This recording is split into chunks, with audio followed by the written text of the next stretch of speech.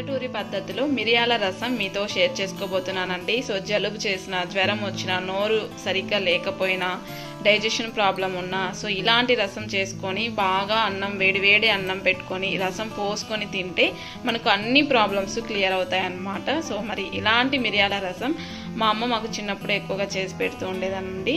So ఇలాంటి రసం recipe మీతో షేర్ చేసుకోబోతున్నాను. మరి లెట్స్ స్టార్ట్ ది వీడియో. పల్లెటూరి పద్ధతిలో టొమాటో చారు ఎలా తయారు చేసుకోవాలో మీకు చూపించబోతున్నానండి. ఫస్ట్ అయితే 3 టమోటాలని ఇలా సన్నగా కట్ చేసి పెట్టుకోవాలి.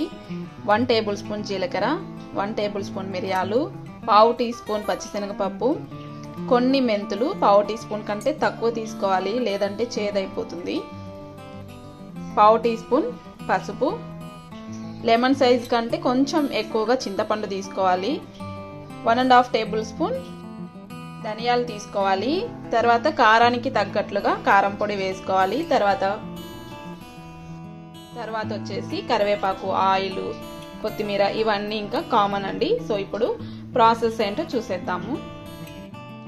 ఫస్ట్ వచ్చేసి రసం పౌడర్ రెడీ చేసుకోవాలి. పచ్చిశనగపప్పు, మిరియాలు, మెంతులు, జీలకర్ర, ధనియాలు, పసుపు, కారం, కొద్దిగా ఉప్పు వేసుకోవాలి.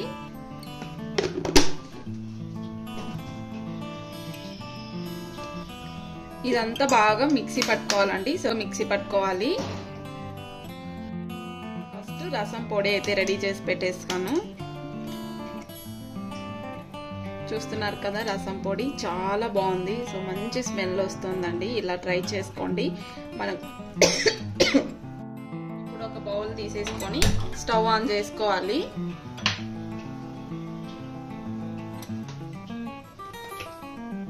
సరిపడా ఆయిల్ వేసుకోవాలి. ఆయిల్ కొంచెం ఎక్కువగానే పడుతుందండి. సో రసంకి కొంచెం ఎక్కువ వేస్తేనే టేస్ట్ అనేది బాగుంటుంది.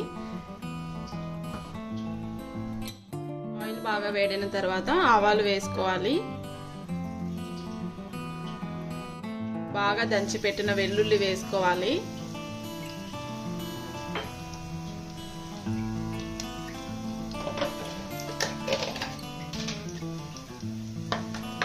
ఇందులోనే 1 రెమ్మ కరివేపాకు వేస్తున్నాను. తర్వాత కట్ చేసి పెట్టుకున్న టమోటాలు కూడా వేసుకోవాలి. ఇవన్నీ బాగా ఫ్రై చేసుకోవాలి.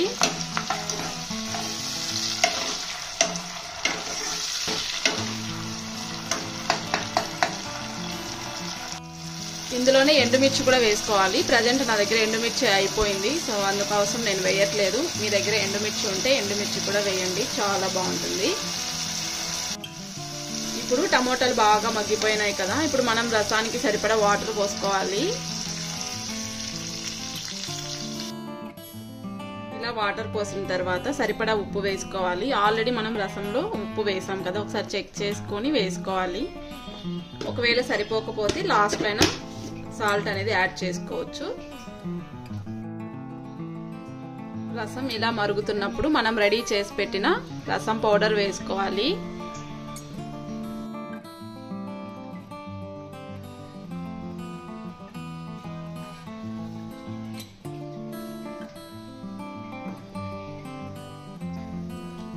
ఇప్పుడు ఒకసారి మొత్తం కూడా బాగా కలిపేసుకోవాలి.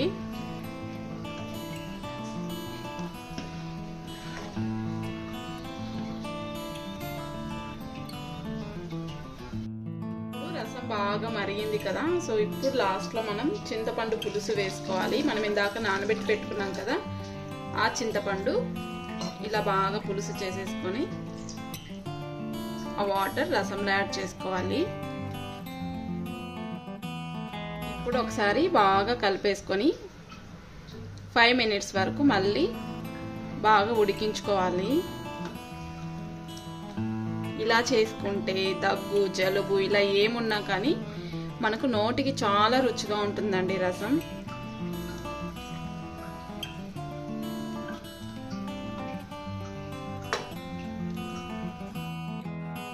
ఫైనల్ గా కొంచెం ఇంగువ వేసుకోవాలి.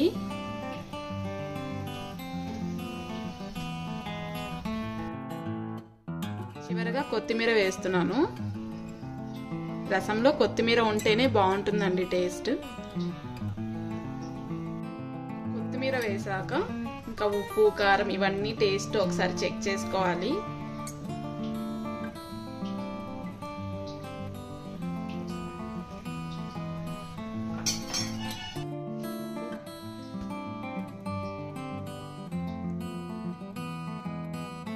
ఉప్పు కాస్త తక్కువ అనిపించింది. ఇంకొంచెం ఉప్పు వేసేసుకొని ఒక 2 సెకండ్స్ అలా ఉడికించేసి స్టవ్ ఆఫ్ చేసేస్తాను. అంతేనండి, మిరియాల రసం రెడీ అయిపోయిందనమాట. వేడి వేడిగా అన్నంలో రసం పోసుకొని తింటుంటే చాలా టేస్టీగా ఉంటుంది. చాలా స్పైసీగా కూడా ఉందన్నమాట. మనకు జలుబు చేసినప్పుడు ఇలాంటి రసం చేసుకొని తింటే మనకు నోటికి చాలా హాయిగా ఉంటుందండి. సో ఇలా ఒకసారి ట్రై చేసి చూడండి.